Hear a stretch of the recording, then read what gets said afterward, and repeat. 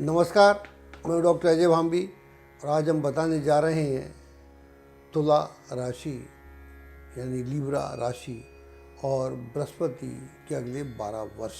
आप अवश्य चौंकेंगे क्योंकि हम इस बार बात कर रहे हैं अगले 12 वर्षों। जनरली बात तो 1 साल की होती है, 1 साल ही बहुत लंबा होता है, लेकिन हमने सोचा कि जो बृहस्पति का साइकिल है वो 12 साल का होता है। बृहस्पति अभी इस वर्ष मेष राशि में आएगा और फिर वो अपना साइकिल पूरा करता हुआ 1935 में जाके दोबारा से मेष में आएगा। तो 12 साल का उसका साइकिल है। 12 साल का साइकिल बड़ा महत्वपूर्ण है और जीवन, हम लोगों का जो जीवन है इस साइकिल के अंतर्गत घूमता है, इसलिए इसका बड़ा महत्व है। तो हमने सोचा कि बजाय 1 साल की बात करने के हम 12 साल की बात करते हैं। और अगर बृहस्पति को साधा जाए इस तरह से, क्योंकि जिन लोगों से मैं मिला, जिन लोगों से मैं इंस्पायर हुआ, मैं स्वयं भी, मैं जब भी बृहस्पति मेष में आता था तब मैं उसके साइकिल को फॉलो करता था। ये शनि के साथ नहीं हो सकता, 30 साल बहुत लंबा समय होता है।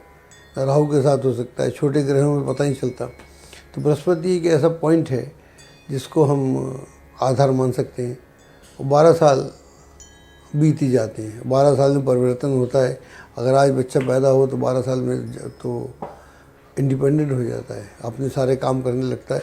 24 साल में विवाह के योग्य हो जाता है। उसके बाद अपनी ज़िंदगी को साधता है और औरों को भी साथ लेके चलता है, बड़े बड़े काम करता है। तो खैर, हम आते हैं 12 साल के साइकिल पे। तो आपकी राशि से इधर 22 अप्रैल 2023 को बृहस्पति मेष राशि में आएगा, यानी आपकी राशि से सप्तम भाव में आएगा और यहाँ पर वो रहेगा 1 वर्ष के आसपास। 1 मई 2024 को वो वृष राशि में जाएगा, यानी 8वें भाव में होगा। तो ये साल जो है, यहाँ से बृहस्पति से हम साल गिने तो 1 वर्ष के लिए वो आपकी राशि से सप्तम भाव में रहेगा और मेष राशि में रहेगा। मेष राशि जो है मंगल की राशि है और मंगल और बृहस्पति का जमता भी है, उनकी कनेक्टिविटी बढ़िया है। तो ये जो साइन है मंगल के घर में बृहस्पति का होना एक अच्छा संकेत है।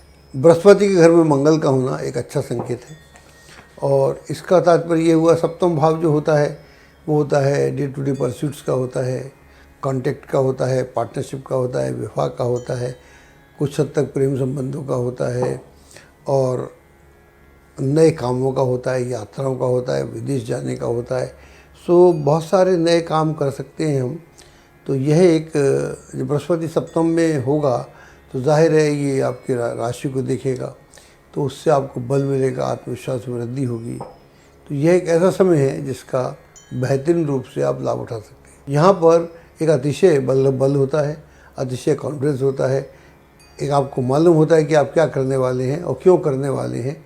और जब आपको ये दोनों के उत्तर आपके पहले से हों आपके दिमाग में, तो फिर आपको जो भी काम आप हाथ में लेते हैं उसमें आपको दिक्कत नहीं आती।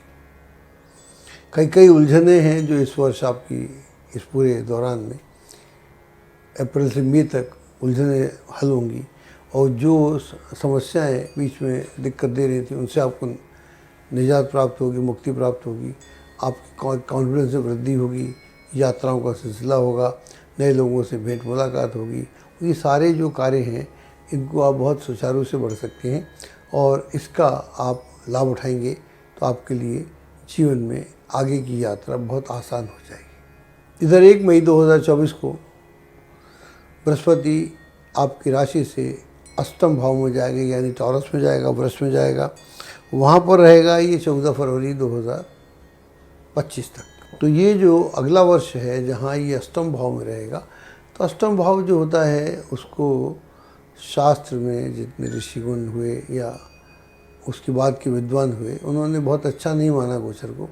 शायद उसका कारण ये है कि बृहस्पति यहाँ आके स्वयं फंस जाता है अष्टम भाव में, तो उसे सपोर्ट नहीं होता, उसको और ग्रहों का सपोर्ट नहीं मिलता, तो वो खुद कमज़ोर हो जाता है और खुद ही अपने उलझन में है वो और फिर जहाँ दृष्टियाँ उसकी जाती हैं वो भी बहुत मजबूत नहीं होती। 12वें घर में देखेगा तो खर्चा बढ़ाएगा, अव्यवस्था करेगा, मुश्किल में डालेगा।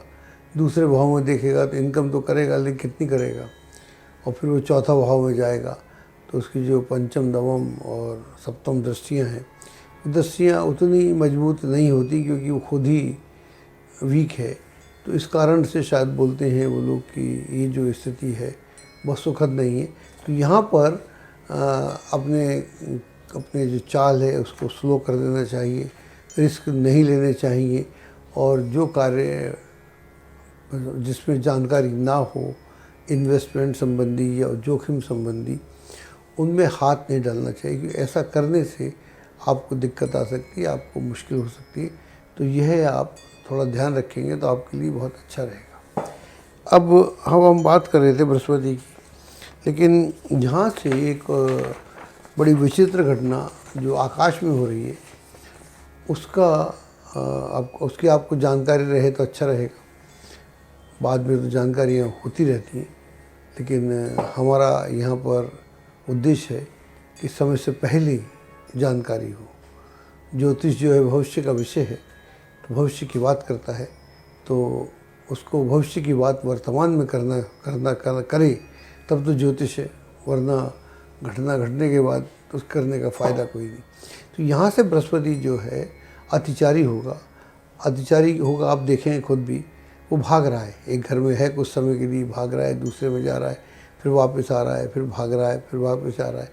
तो जब भी कोई आदमी या ग्रह, यहाँ ग्रह की बात करते हैं, ग्रह अगर एक स्थान से दूसरे स्थान में जा रहा है तो जाहिर है कि उस नए स्थान के रिजल्ट देगा। इससे इसको छोड़ गया, इसके तो रिजल्ट नहीं देगा। जैसे आप एक घर में हैं, वो घर आपने छोड़ दिया, आप दूसरे घर में चले गए, तो आप दूसरे घर का आपका इन्फ्लुएंस होगा ना कि पहले वाले का। फिर आप वापस आएंगे तो पहले का होगा। तो ऐसे ही ग्रहों का इन्फ्लुएंस होता है, जब वो अगले घर में चला जाता है तो पिछले घर का इन्फ्लुएंस नहीं रहता।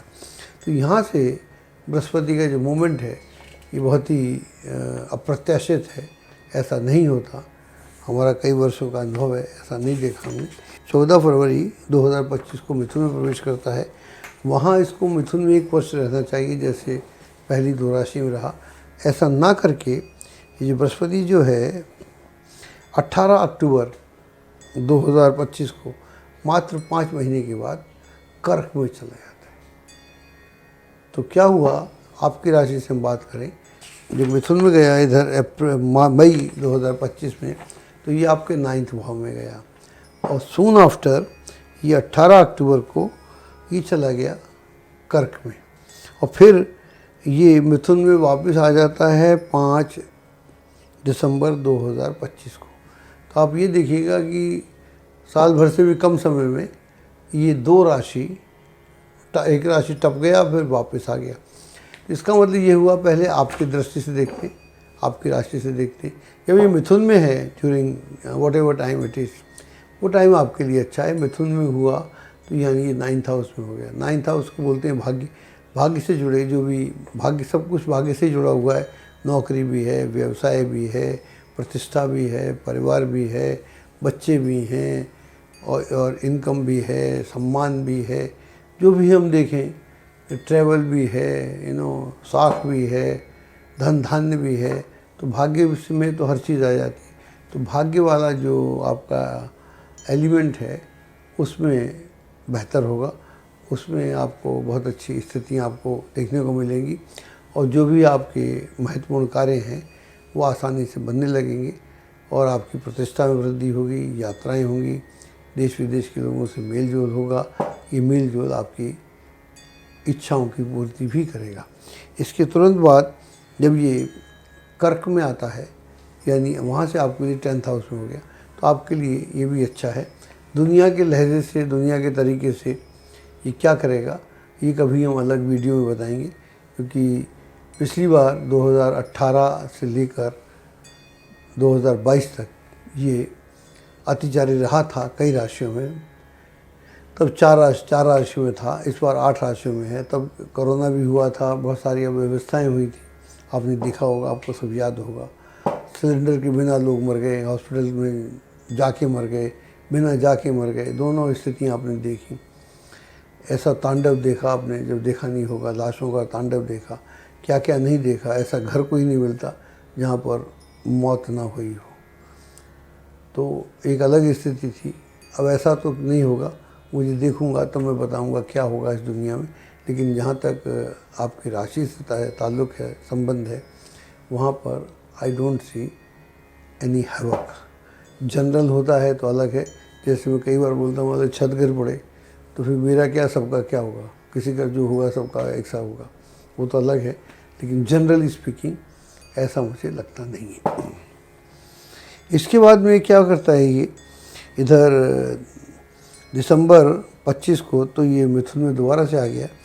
वहाँ से ये दौड़ता हुआ मात्र 6 महीने में 2 जून 2026 को कर्क में आ जाता है। आपके लिए 10th है, अच्छा है। 10th होता है, रोज़गार होता है, परिवार, चौथे को देखें तो परिवार हो जाता है, सुख समृद्धि हो जाती है, इनकम हो जाती, आपके लिए ठीक है। लेकिन ये फिर टप रहा है, जंपिंग कर रहा है, it is in A fast forward mode. तो यह स्थिति देखने को मिलेगी। बृहस्पति जो है ग्रह में सबसे बृहत है, इसलिए इसका नाम बृहस्पति है। तो बहुत बड़ा ग्रह है। अगर इसका गुरुत्वाकर्षण के कारण या और मूवमेंट के कारण, वो हमारी रिसर्च का विषय है, अगर ये जंप कर रहा है, इसका मतलब है कि और ग्रहों में भी कोई गति परिवर्तन होना चाहिए।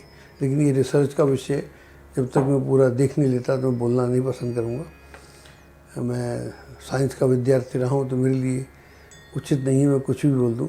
लेकिन डेफिनेटली अगर इतना बड़ा ग्रह जंप मार रहा है तो छोटे ग्रहों में तो गतिशीलता होना ही चाहिए। उनमें कितने परसेंटेज है, इसके अनुरूप है, इससे कम है, ये देखने वाली बात है।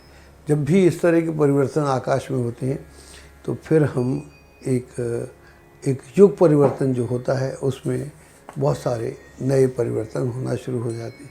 जैसे जब कोरोना हुआ, 4 साल के माहौल में हमने देखा दुनिया की सोच बदल गई, खान पान बदल गया, रहन सहन बदल गया, हमारी दवाइयाँ बदल गई, हमारे डॉक्टर्स का नज़रिया बदल गया, ट्रीटमेंट बदल गया, बहुत कुछ अलग हो गया। उसके बाद दुनिया वैसी नहीं है जैसी पहले थी। जॉब बदल गए, एजुकेशन बदल गई, वॉर बदल गई, सोच बदल गई, रिसर्च बदल गई, दवाइयाँ बदल गई। क्या एडवांसमेंट हुआ दवाइयों में, वरना दवाइयाँ तो आती नहीं। अभी तक एड्स की दवाई नहीं आई, कैंसर की दवाई नहीं आई, लेकिन कोरोना की दवाई आ गई फटाफट से, जबकि मलेरिया की दवाई आने में 100 साल लग गए थे। तो ये एडवांसमेंट भी हो रहा है। तो दोनों तरह की स्थितियाँ हैं। तो अतिचारी है तो नेगेटिविटी भी है, जहाँ पर वहाँ पर पॉजिटिविटी भी है। तो ये जो असर होते हैं दुनिया पे अलग प्रकार के होते हैं, हर क्षेत्र में होते हैं। वो एक मेरे लिए भी रिसर्च का विषय है, I can not talk on it, but आपके लिए ये स्थिति है। ये फिर 2 जून 2026 को ये कर्क में आता है। कर्क में आएगा तो आपके लिए अच्छा है, 10th हाउस में आ गया। वहाँ से ये 5 महीने के बाद फिर सिंह में प्रवेश कर जाता है। सिंह में प्रवेश करता है 31 अक्टूबर 2026 को। उसी वर्ष में ये सिंह में प्रवेश करता है, यानी ये दौड़ रहा है, भाग रहा है, अतिचारी है, फास्ट फॉरवर्ड मोड में है, इसका मोमेंट नॉर्मल नहीं है। तो यहाँ पर ये सिंह में आता है। सिंह में आता है तो सिंह आपकी राशि से एकादश भाव है। एकादश भाव होने say that is also good. एकादश भाव से मतलब होता है मित्र, भाई बहन और संबंध, इनकम, ट्रैवल, नए लोगों से भेंट मुलाकात, नए कामों का शुरुआत और विदेशों में जाना, नए लोगों से भेंट करना, संवाद बढ़ाना। तो ये बहुत सारे एरियाज़ हैं।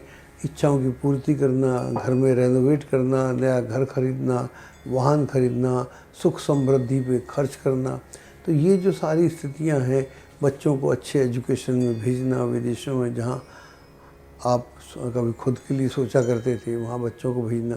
तो ये सारी जो अच्छी अच्छी स्थितियां हैं जो आदमी को सुख देती हैं और चैन देती हैं और समाज में उसकी प्रतिष्ठा बढ़ाती हैं कि उन्होंने अपने बच्चे को देखिए कहाँ भेजा, वो दूसरे तो नहीं कर पाए, वो बोला करते थे समाज ऐसा ही है। तो वो भी एक स्थितियाँ आपके लिए काफ़ी महत्वपूर्ण रहेंगी अगर हम जिस तरह की दुनिया में हम रहते हैं उस एंगल से।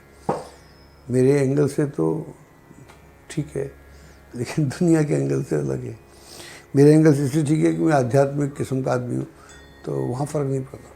अब ये 31 अक्टूबर को 2026 को तो सिंह में आए बृहस्पति महाराज, लेकिन इनको चैन नहीं है। वहाँ से ये लौट गए कर्क में, और ये कर्क में लौट गए 25 जनवरी को, यानी 3 महीने के बाद फिर ये पीछे लौट गए। आगे बढ़े थे, पीछे लौट गए, लेकिन आपके लिए दशम हो गए। आप इससे आप चैन की सांस ले सकते हैं कि आपको इन्होंने ज़्यादा डिस्टर्ब नहीं किया, लेकिन दुनिया में जो होगा वो देखा जाएगा। आपको यहाँ डिस्टर्ब नहीं कर रहे। यहाँ इधर दोबारा से ये कर्क में आ गए, लेकिन कर्क से ये जल्दी से फास्ट मोड में तो हैं ही, 5 महीने में यानी 16 जून 2027 को पुनः सिंह में प्रवेश करें। तो जब ये कर्क में है, सिंह में है, मिथुन में है, आपके लिए तीनों स्थितियाँ बेहतर हैं। आप उस समय को का लाभ उठाइए।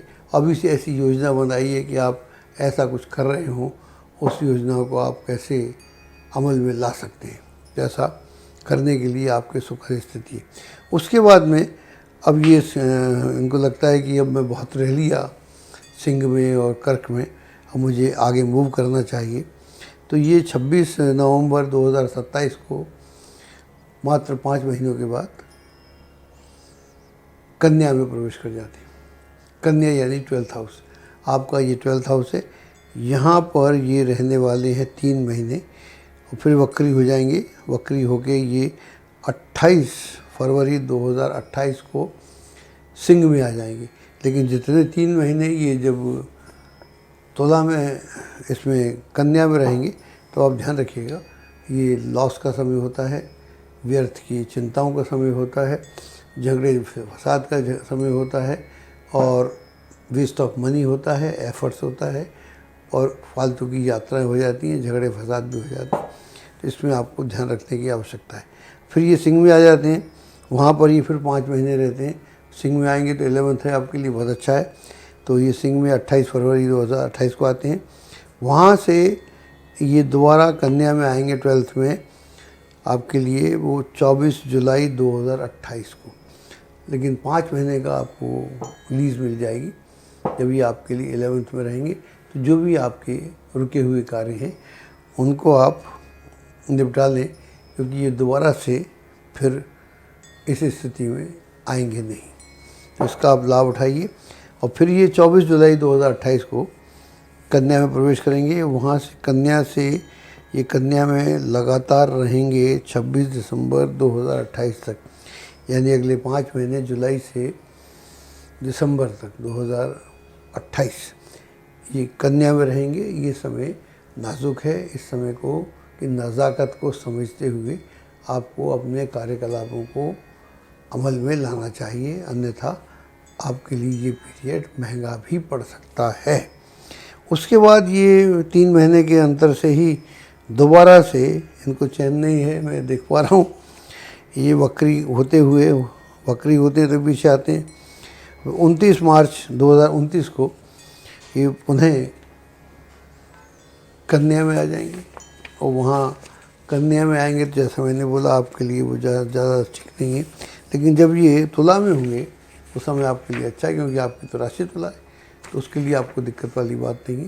जब यहाँ आएंगे तो ये आपके लिए दिक्कत रहेगी। तो मैं बोल रहा था ये तुला राशि में जब रहेगा, जैसे यहाँ 26 दिसंबर 2028 को वह 3 महीने रहेगा, वहाँ से 29 मार्च 2029 तक रहेगा। तो जब तुला में रहेगा तो ये आपके लिए अच्छा है। लेकिन ये दुर्भाग्य से कन्या में आ रहा है, 29 मार्च 2029 को कन्या में आ रहा है, और कन्या में आके फिर ये वहाँ 5 महीने रहने वाला है, और यह समय रहेगा 25 अगस्त 2029। तो ये जो समय रहेगा इसमें आप थोड़ा ध्यान रखिएगा। जब ये 12th में है, कन्या में है, वो आपके लिए ठीक नहीं है।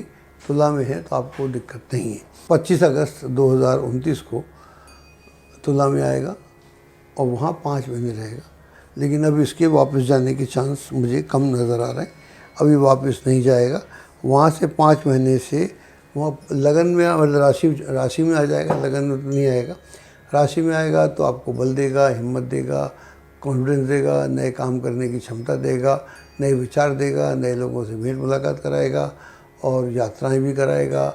ऐसे सजेशंस आपको मिलेंगे जिनकी आपको आवश्यकता होगी, और एक टीम बनाने का जो आपका मादा है बना सकते हैं, टीम बन सकती है, बहुत सारे काम कर सकते हैं। तो यहाँ से अब गतिशीलता आगे की तरफ बढ़ेगी। और ये वहाँ से 25 जनवरी 2030 तक तुला में रहेगा, उसके लिए आपको कोई दिक्कत वाली बात नहीं है। फिर उसके तुरंत बाद ये साहब 3 महीने के लिए वृश्चिक राशि में 25 जनवरी को आ जाएगा 2030 को। ये तो वहीं रहेगा 3 महीने। वृश्चिक राशि जो है आपकी राशि से सेकंड है तो धन धान्य के लिए ठीक है, परिवार के लिए ठीक है, सेलिब्रेशन हो सकता है, इज़्ज़त अफजाई होगी, कुल मिला के अच्छा समय है, इसका आप लाभ उठा सकते हैं। लेकिन वहाँ से वक्री होता हुआ 1 मई को ये 2030 को फिर से आपकी तुला राशि में आ जाएगा। तो मैं जितनी देर से बोल रहा हूँ मैं यही कर रहा हूँ कि जा कहाँ रहा है भाई साहब, ये बृहस्पति इधर है कि इधर है, मुझे खुद नहीं पता ये कौन सी पाली में है। लेकिन जब ये दूसरी राशि में है तो आप समझ लीजिएगा पहली राशि के रिजल्ट नहीं दे रहा है, दूसरे की दे रहा है। तो आपके लिए तो ठीक है, लेकिन दुनिया के लिए यह उतना सरल नहीं है मेरे लिए प्रेडिक्ट करना। इसके लिए मुझे पूरा बैठना पड़ेगा अपनी टीम के साथ, और मेरे लिए 2-4 महीने की रिसर्च है, वो करने के बाद ही मैं अपना मुंह खोलूँगा। लेकिन मैं जानता हूँ लोग तो कल को ही शुरू हो जाएंगे, ऐसा हो जाएगा, वैसा हो जाएगा। ऐसा नहीं कहना चाहिए, और कम से कम एक ज़िम्मेदार ज्योतिषी को ऐसा कभी नहीं कहना चाहिए। वहाँ से ये वृश्चिक में आएगा 25 जनवरी 2030 को, जैसे मैंने बोला। वहाँ पर ये 3 महीने रहने के बाद तुला में आ जाएगा, और ये मई 2030 को तुला में आएगा। और फिर वहाँ से दोबारा से अब ये शायद पिंड छोड़ देगा इसका 23 सितंबर 2030 को फिर ये वृश्चिक में आएगा। वो जैसा मैंने बोला आपकी राशि में है तो अच्छा है, सेकंड में है तो अच्छा है, सेकंड यानी वृष, तो वहाँ अच्छा है। वहाँ ये रहेगा 5 महीने के लिए, फिर ये धनु में प्रवेश करेगा। 17 फरवरी 2031 को ये धनु में प्रवेश करेगा। डेट्स आपके सामने हैं, आप गौर से देखेंगे तो आपको मिल ही जाएंगी, लिखी भी हुई है हमने, और फिर हम समय समय बताते रहेंगे। जब ये धनु में जाएगा तो आपकी राशि से तृतीय होगा। तृतीय भाव जो होता है पराक्रम का होता है, कम्युनिकेशन का होता है, संवाद का होता है, मिलने जुलने का होता है, ट्रैवल का होता है, नए लोगों से संपर्क स्थापित करने का होता है। थर्ड के अपोजिट 9th हाउस होता है जो भाग्य का है। जो भी हम प्रयास करते हैं उससे हमारा भाग्य भी प्रमोट होता है। तो you can make difference in your life if you want. तो यहाँ से ये चलेगा। फिर ये 4 महीने के बाद 14 जून 2031 को पुनः वृश्चिक में आएगा। धनु से वृश्चिक में आया, धनु से वृश्चिक में आया, लेकिन यहाँ पर ये सिर्फ 4 महीने के बाद पुनः धनु में आ जाएगा। और ये धनु में आ जाएगा साहेब 15 अक्टूबर 2031 को। तो मैंने जैसा बोला था कि उधर मिथुन में डिस्टर्ब होता है ये इसका मूवमेंट, और ये मकर तक चलता है, तो कम से कम 8 वर्ष। तो 8 वर्ष एक बहुत लंबा समय होता है। बृहस्पति हमारे ज़ोडिएक का सबसे बड़ा ग्रह है, ब्रह्मांड का सबसे बड़ा ग्रह है, और जब उसके मूवमेंट में फ़र्क आता है तो दुनिया की सोच में, दुनिया के रहन सहन में, और दुनिया के आचार विचार में सब तरह का फ़र्क आता है। बृहस्पति का मतलब व्यापक स्तर पर धन धान्य होता है, स्वास्थ्य होता है। तो पिछली बार हमने देखा स्वास्थ्य भी अटका और इनकम भी अटकी। इस बार देखते हैं क्या होता है। जो पिछली बार हुआ वो वैसा का वैसा इस बार नहीं होगा। हिस्ट्री में repeat itself but planet don't repeat itself. उसके बाद ये वहाँ से चलता हुआ 4 महीने के बाद धनु तक तो आपके लिए ठीक है, तीसरा भाव है। फिर ये मकर में आ जाएगा 5 जनवरी 2032 को। मकर में आएगा तो वहाँ से ये आपका जो है मकर में आएगा तो चतुर्थ भाव हो जाएगा। ये आपके लिए पीड़ा का सबब हो सकता है। यहाँ पर डोमेस्टिक उलझनें हो सकती हैं या नीच का भी होगा, और परिजनों का व्यवहार भी थोड़ा अजीब हो सकता है, किसी के हेल्थ का इशू हो सकता है। तो यह एक समय है, ये इसका ध्यान रखने का है। लेकिन ये 5 महीने के लिए यहाँ रहेगा, और 5 महीने आपके ख़त्म होते हैं 12 अगस्त 2032 को। तो ये यहाँ पर रहेगा मकर में जब तक रहेगा। इधर मार्च से अगस्त के बीच में ये ध्यान देने वाली बात है। लेकिन उसके बाद ये पुनः धनु में आ रहा है, सैजिटेरियस में आ रहा है, और सैजिटेरियस में 12 अगस्त को आ जाएगा। वहाँ से ये फिर 23 अक्टूबर 2032 यानी 2 महीने के बाद फिर ये धनु छोड़कर आपकी मकर में प्रवेश कर जाएगा। धनु में है तो आपको चिंता की बात नहीं है, मकर में रहेगा तो it is a matter of concern. Kumbh में 18 मार्च 2033 को प्रवेश करेगा। मेरे को लगता है इसके बाद फिर ये लाइन पे आ जाएगा, फिर ये वो जो अतिचारी इसका पंथा वो ख़त्म हो जाएगा।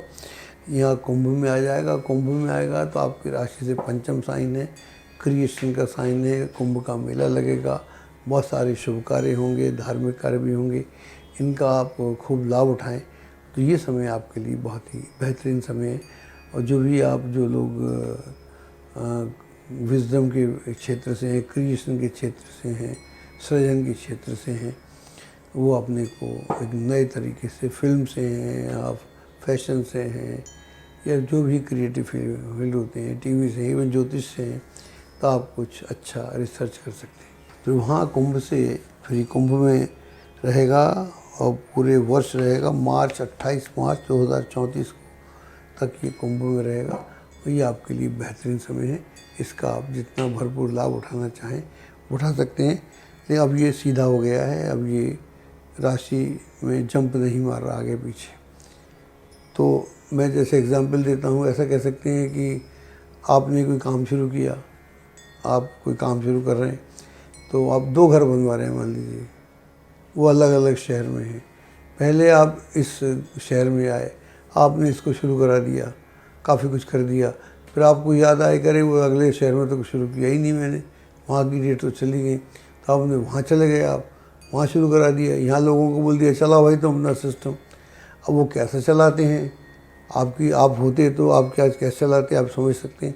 तो बृहस्पति वहाँ जाके दूसरा काम कर रहा है, फिर वहाँ उसने कुछ किया, उसको शुरुआत किया, थोड़ा आगे बढ़ाया, फिर उसको लगा रही पीछे क्या हो रहा है देखूँ, तो सही में जाके पीछे आ रहा है, पीछे आके उसको कंप्लीट कर रहा है। तो ऐसी स्थिति है। तो आप समझ सकते हैं कि जीवन में कैसा होगा, दुनिया में क्या होगा। तो बृहस्पति के जब, क्योंकि प्लैनेट को एक जगह होना चाहिए, उसका मूवमेंट नॉर्मल होना चाहिए। जब नॉर्मल मूवमेंट नहीं होता तो गड़बड़ होना शुरू हो जाती है। जिन घरों में अकेला पेरेंट होता है या फादर बाहर रहता है, बहुत दूर रहता है, तो वहाँ पर बच्चों को फिर संभालना एक टेढ़ी खीर होता है। तो ऐसी ही दुनिया है। तो जब बृहस्पति ऐसा होगा तो इस दुनिया को कैसे कोई संभालेगा तरीके से। तो ये स्थिति है, इसका जायज़ा लेंगे, लेकिन इसके रिजल्ट बड़े रोचक होंगे। मैं डिप्रेस नहीं हूँ, क्योंकि हम एक नए युग में जा रहे हैं, तो यहाँ बहुत अच्छी चीज़ें होंगी, वो विस्तार का विषय है। ऐसे चलते हुए बोलना अपराध है मेरे लिए अपराध है, बाकी की मैं नहीं जानता। तो उसके बाद साहब ये फिर मीन में आएगा तो अच्छा नहीं है, आपको छठा हो जाएगा, फिर वहाँ आपको झंझट होंगे, दिक्कत होगी, मुश्किल होगी, बीमारी भी हो सकती है, झगड़े भी हो सकते हैं, बेमतलब कार्यों में उलझन में फंस भी सकते हो। तो ये सारी स्थितियाँ अच्छी नहीं। मैंने बात की 22 अप्रैल 2023 से लेकर 4 अप्रैल 2035 तक, जब बृहस्पति पुनः मेष में आता है। लेकिन हमारी बात ख़त्म हो जाती है मीन तक। तो मीन तक यहाँ रहता है। तो यहाँ तक हमने बात की, और ये आपकी राशि के साथ एक अलग इसका संबंध है। 12 वर्ष की बात की, अगर आप इसका लाभ उठाएंगे तो मुझे बड़ी प्रसन्नता होगी। धन्यवाद। एस्ट्रोलॉजी की सटीक जानकारी के लिए विश्वविख्यात एस्ट्रोलॉजर अजय भांबी के YouTube चैनल ABC चैनल को सब्सक्राइब, लाइक और शेयर करें। लेटेस्ट अपडेट के लिए बेल के बटन पर जरूर क्लिक करें।